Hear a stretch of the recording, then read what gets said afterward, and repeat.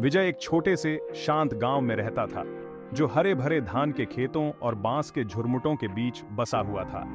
गांव अपनी परंपराओं को थामे हुए था। उसकी रफ्तार धीमी और निश्चित थी। लेकिन विजय अलग था। उसके अंदर कहानियों के लिए, समय के साथ फुसफुसाते हुए अतीत की गूंज के लिए एक अतृप्त प्यास थी। उसे पुरानी चीजें इकट्ठा करने का शौक था, हर एक चीज बीते युग की एक कड़ी। मैं अपने और अपने पड़ोसियों के घरों में धूल भरे अटारी और भूले हुए संदूकों को खंगालने में घंटों बिताता था। वह प्राचीन शास्त्रों के घिसे पिटे पन्नों, लकड़ी के खिलौनों पर जटिल नक्काशी, रानी के भूले हुए पंखे के फीके रेशम को संजो कर रखता था। हर वस्तु अपने अंदर एक अनसुनी कहानी, एक इतिहास समेटे हुए थी। विजय को इन कीमती चीजों से गूंजने वाले अतीत की फुसफुसाहट में खुशी मिलती थी। मेरा दिल इस सोच से ही तेज हो जाता था कि मुझे क्या-क्या भूले हुए खजाने मिलेंगे, किन खामोश कहानियों को मैं नींद से जगा पाऊंगा। विजय के लिए अतीत महज चला नहीं गया था। यह वर्तमान के ताने बाने में बुनी गई एक जीवंत टेपेस्ट्री थी, और वह संग्रहकर्ता खुद को इसके भूले हुए आख्यानों के रखवाले के रूप में देखता था। गर्मी के दिनों में एक दिन विजय खुद को साप्ताहिक बाजार में पाता है, जहां उसके आसपास के नजारे, आवाजें और खुशबुएं उसे घेरे हुए थी। गेंदे और ताजे पिसे हुए मसालों की खुशबू हवा में तैर रही थी। विक्रेता अपना माल बेच रहे थे। उनकी आवाजें ध्यान खींचने के लिए होड़ करती एक मधुर कोरस की तरह थी। विजय हमेशा दिलचस्प निशानियों की तलाश में भीड़भाड़ वाले स्टॉलों के बीच से आसानी से गुजर रहा था। तभी मैंने उसे देखा, एक विक्रेता के स्टॉल के एक अंधेरे कोने में रखा हुआ, जो ट्रिंकेट और अनोखी चीजों से भरा हुआ था। एक आईना। लेकिन यह कोई साधारण आईना नहीं था। नक्काशीदार लकड़ी से बना इसका फ्रेम एक अजीब सी सुनहरी चमक से चमक रहा था, मानो किसी भूले हुए सूर्यास्त की रोशनी से सराबोर हो। धूल और समय की परतों के नीचे बमुश्किल दिखाई देने वाली जटिल नक्काशी इसकी सतह को सुशोभित कर रही थी। टिमटिमाती रोशनी में नाचते हुए भूतिया सायों की तरह नक्काशी उसकी आंखों के सामने घूमती और हिलती हुई लग रही थी। विजय ने आईने की ओर एक अकथनीय खिंचाव महसूस किया, एक अजीब सी लुभावनी शक्ति जिसने उसे अपनी ओर खींच लिया। मैंने अपनी उंगलियों को उसकी ठंडी चिकनी सतह पर हल्के से फिराया। आईने की गहराई से एक अकथनीय ऊर्जा निकलती हुई प्रतीत हो रही थी, जिससे उसकी रीढ़ की हड्डी में सिहरन दौड़ गई। विजय की इस मोहब्बत को भांपते हुए विक्रेता ने आईने की प्राचीन उत्पत्ति और रहस्यमय शक्तियों की कहानी सुनानी शुरू कर दी। विजय, हालांकि आमतौर पर ऐसी मनगढ़ंत कहानियों पर संदेह करता था, उसने खुद को अजीब तरह से मोहित पाया। उसने बिना किसी झिझक के उसके दाम चुका दिए, वस्तु के प्रति एक अकथनीय जुड़ाव महसूस करते हुए। जैसे ही वह आईने को घर ले गया, उसके मन में एक अजीब सी प्रतीक्षा और बेचैनी का भाव घर कर गया। उसे क्या पता था कि उसका जीवन हमेशा के लिए बदलने वाला है। विजय ने बड़ी सावधानी से आईने के फ्रेम से धूल और जमी हुई गंदगी को साफ किया, जिससे जटिल नक्काशी अपनी पूरी रंगत में निखर कर सामने आई। उन्होंने बीते युग के दृश्यों को दर्शाया, एक हलचल भरे बाजार से गुजरते हुए राजसी हाथी, तारों से जड़े आकाश से नीचे देख रहे खगोलीय जीव, और रत्नों और बढ़िया रेशम से सजी एक शांत चेहरे वाली महिला। जैसे ही उसने नक्काशी को देखा, विजय इस भाव को झटक नहीं सका कि उसे देखा जा रहा है, कि नक्काशीदार आकृतियों की आंखें उसकी हरकतों पर नजर रखे हुए हैं। रात में ऐसा लगता था जैसे आईने में जान आ गई हो। मैं अपने पुराने घर की चरमराहट को सुनता हुआ जागता रहता। मेरी निगाहें कोने में चुपचाप खड़े आईने की ओर खींची चली जाती। उसने इसकी गहराई में टिमटिमाते साए देखने का, आईने की शीशे की सतह से निकलती फुसफुसाहट सुनने का एहसास किया। उसके सपने नक्काशी में मौजूद महिला की ज्वलंत, परेशान करने वाली छवियों से भर गए। उसकी उदास आंखें किसी ऐसी चीज के लिए विनती कर रही थीं, जिसे वह समझ नहीं पा रहा था। एक रात जैसे ही विजय बिस्तर पर लेटा था, उसकी बेचैनी बढ़ रही थी। गर्मी के मौसम के बावजूद उसके ऊपर ठंडक छा गई। उसने देखा कि आईने के फ्रेम के भीतर एक भूतिया धुंध जमने लगी है। धुंध जम गई, नक्काशी से महिला का आकार लेती हुई। उसका चेहरा हालांकि उदासी से सराबोर था, लेकिन उसमें एक अजीब तरह की शांति थी। विजय की सांस उसके गले में अटक गई। उसका दिल उसकी पसलियों से टकरा रहा था। वह डरा हुआ था, फिर भी वह अपनी निगाहें उस भूतिया आकृति से नहीं हटा सका, जो अब आईने की गहराई में खड़ी थी। डरो मत बेटा, प्रेत बोला। उसकी आवाज एक धीमी फुसफुसाहट थी जो बहुत दूर से आती हुई लग रही थी। आप कौन हैं और आप क्या चाहती हैं? महिला का अलौकिक रूप थोड़ा झिलमिला उठा, मानो उसके बीच से हवा का एक झोंका गुजरा हो। मेरा नाम देविका है और मैं इस आईने में फंसी हुई एक कैदी हूँ। राजद्रोह के झूठे आरोप में उसे मौत की सजा सुनाई गई थी। वह एक रानी थी, अपने लोगों से प्यार करती थी, लेकिन उसकी ईर्ष्यालु बहन ने उसके सिंहासन और उसके पति के प्यार की चाह में उसे धोखा दिया था। देविका ने अपनी कहानी सुनाई, प्यार, विश्वासघात और एक श्राप की कहानी जिसने उसकी आत्मा को आईने से बांध दिया था। अपनी आखिरी सांस लेने से पहले मैंने आईने को श्राप दिया था। कसम खाई थी कि मेरी आत्मा तब तक उसके अंदर कैद रहेगी जब तक कि मेरा नाम साफ नहीं हो जाता और मेरी आत्मा को मुक्ति नहीं मिल जाती। सदियां बीत गईं और देविका के शक्तिशाली दुख से सराबोर आईना भय और मोह का पात्र बन गया। तुम विजय अकेले हो जिसने सदियों में मुझ पर दया दिखाई है। इस श्राप को तोड़ने में मेरी मदद करो, मैं तुमसे विनती करती हूँ। उसका भूतिया हाथ आईने से बाहर निकला जैसे उसे छूना चाहता हो। देविका की कहानी से हिलकर विजय जानता था कि उसे उसकी मदद करनी है, लेकिन वह कैसे? एक मामूली ग्रामीण सदियों पुराने श्राप को तोड़ने की उम्मीद कैसे कर सकता है? उसने गांव के बुजुर्गों के बारे में सोचा, पीढ़ियों से चली आ रही प्राचीन ज्ञान के रखवाले। शायद उनके पास देविका की फंसी हुई आत्मा को मुक्त करने की कुंजी थी। अगली सुबह मैं गांव के मुखिया दादा ठाकुर के पास गया। वे प्राचीन रस्मों और भूली हुई विद्या के अपने विशाल ज्ञान के लिए जाने जाते हैं। दादा ठाकुर ने ध्यान से सुना जब विजय ने आईने और देविका की विनती के साथ अपने अनुभव के बारे में बताया। जब विजय खत्म हुआ तो दादा ठाकुर कुछ देर के लिए चुपचाप सोच में पड़ गए। उनका माथा विचार में सिकुड़ा हुआ था। अंत में वह बोले, उनकी आवाज धीमी और गंभीर थी। आत्मा सच बोलती है। यह कहानी हालांकि अब समय की धुंध में डूबी हुई है, कभी हमारे पूर्वजों के बीच फुसफुसाई जाती थी। दादा ठाकुर ने बताया कि देविका पर लगा श्राप शक्तिशाली था, जो प्राचीन जादू से बंधा हुआ था और उसके साथ हुए अन्याय से प्रेरित था। उसे मुक्त करने के लिए आने वाले पूर्णिमा के दौरान एक विशेष अनुष्ठान करना होगा। शुद्धि और स्मरण का अनुष्ठान, उसकी स्मृति का सम्मान करना और उसके अतीत के सच का खुलासा करना। विजय पूरी लगन से सुनता रहा। उसका दिल घबराहट और दृढ़ संकल्प के मिश्रण से भर गया। जैसे ही पूर्णिमा ने अपनी चांदी की चांदनी से गांव को नहलाया, उसे एक अलौकिक रोशनी में नहलाया।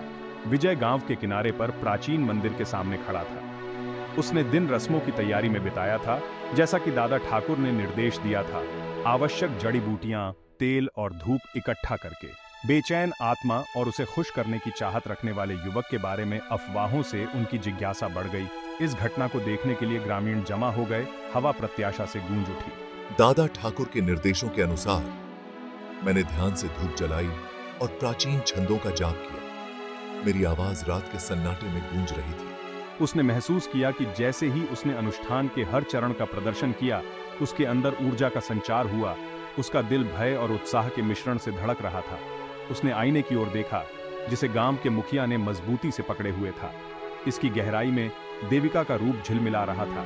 उसकी निगाहें विजय पर टिकी हुई थीं। जैसे ही आखिरी मंत्र रात में विलीन हो गए, आईने से एक तेज रोशनी निकली, जिससे वहां मौजूद सभी लोग पल भर के लिए अंधे हो गए। जब रोशनी कम हुई तो देविका का प्रतिबिंब चला गया था। दर्शकों के बीच से एक सामूहिक हाँफने की आवाज उठी, क्योंकि हवा का एक झोंका मंदिर के प्रांगण से होकर गुजरा, जिससे आसपास के पेड़ों की पत्तियां हिल गईं। हवा में चमेली की हल्की गंध रह गई, जो देविका का पसंदीदा फूल था। विजय ने आकाश की ओर देखा।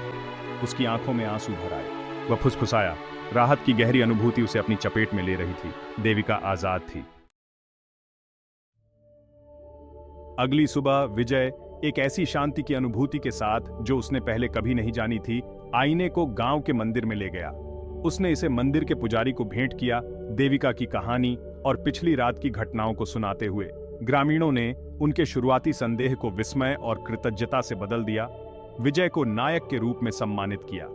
उन्होंने धीमे, श्रद्धापूर्ण स्वर में उसके साहस और उसकी करुणा की बात कही। लेकिन मैं जानता था कि असली इनाम देविका की आजादी थी। मैंने आईने को मंदिर में छोड़ने का फैसला किया।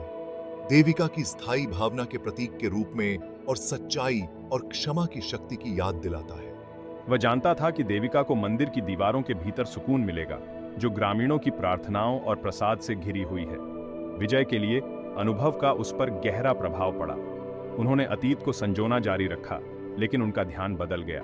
मुझे एहसास हुआ कि मेरे संग्रह का असली मूल्य वस्तुओं में नहीं, बल्कि उन कहानियों में है जो उन्होंने संजोई थीं, जो सीख उन्होंने दी थी और जो संबंध उन्होंने समय के साथ बनाए थे। उसने गांव के बुजुर्गों के साथ अधिक समय बिताना शुरू कर दिया, उनकी कहानियों को रिकॉर्ड किया और अपने समुदाय के इतिहास के बारे में सीखा।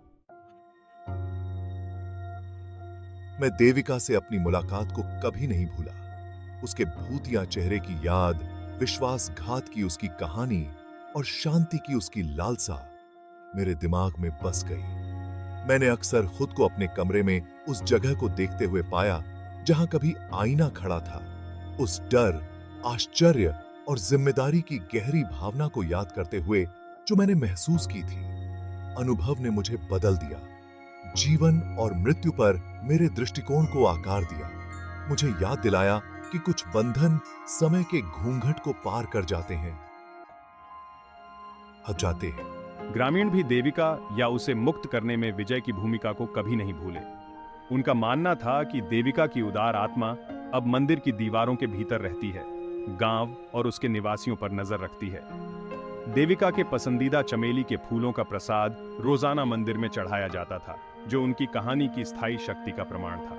हालांकि मैं अंततः अपने जीवन के साथ आगे बढ़ गया, मैं अक्सर मंदिर लौटता था, इसके शांतिपूर्ण माहौल में एकांत की तलाश करता था और उस बेचैन आत्मा को याद करता था जिसे मैंने शांति पाने में मदद की थी। विजय, रहस्यमय आईने और रानी देविका की बेचैन आत्मा की कहानी गांव में एक पोषित कहानी बन गई, जो पीढ़ी दर पीढ़ी चली आ रही है। अंधेरी रातों में टिमटिमाते तेल के लैंप के चारों ओर बच्चे आंखें फाड़े इकट्ठा हो जाते थे, ध्यान से सुनते थे, क्योंकि उनके दादा दादी कहानी सुनाते थे।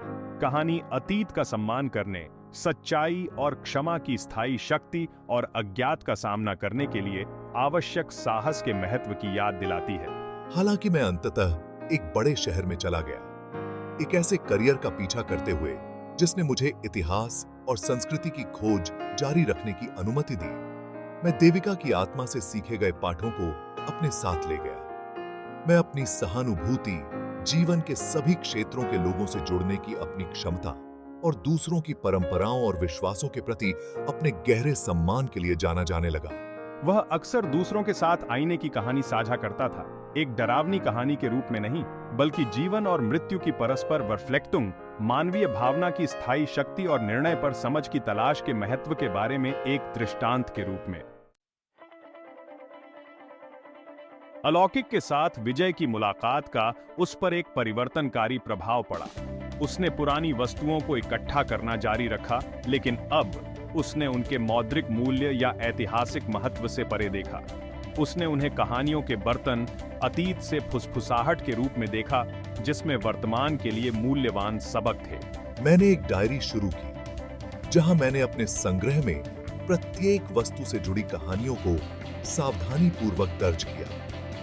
मुझे वस्तुओं की तुलना में वस्तुओं के पीछे की कहानियों में अधिक दिलचस्पी होने लगी। मैं उनके मूल पर शोध करने, इतिहासकारों और संग्रहकर्ताओं से बात करने, उन यात्राओं को एक साथ जोड़ने की कोशिश में घंटों बिताता था, जो इन वस्तुओं ने समय के साथ की थी। उन्होंने खुद को एक समृद्ध इतिहास वाली वस्तुओं के प्रति आकर्षित पाया।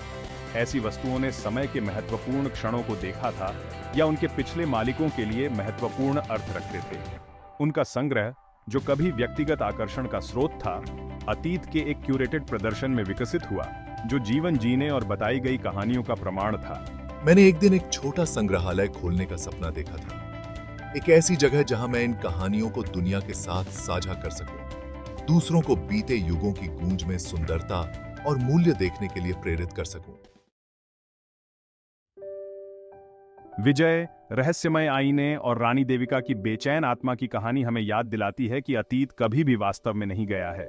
ये उन वस्तुओं में रहता है जिन्हें हम रखते हैं, जो कहानियां हम सुनाते हैं, और उन यादों को जो हम प्रिय रखते हैं। यह हमें याद दिलाता है कि तेजी से बदलती दुनिया में भी हमारे सामने आने वालों का सम्मान करने, उनकी फुसफुसाहट सुनने और उनके अनुभवों से सीखने में मूल्य है। विजय की यात्रा हमें सिखाती है कि सच्चा साहस अज्ञात को अनदेखा करने या अतीत को दूर करने में नहीं, बल्कि खुले दिमाग और दयालु हृदय से उनका सामना करने में है। ये विश्वास की स्थायी शक्ति सभी चीजों की परस्पर वर्फ्लेक्टुंग और अतीत, वर्तमान और भविष्य के चौराहे पर मौजूद परिवर्तनकारी क्षमता के बारे में एक कहानी है।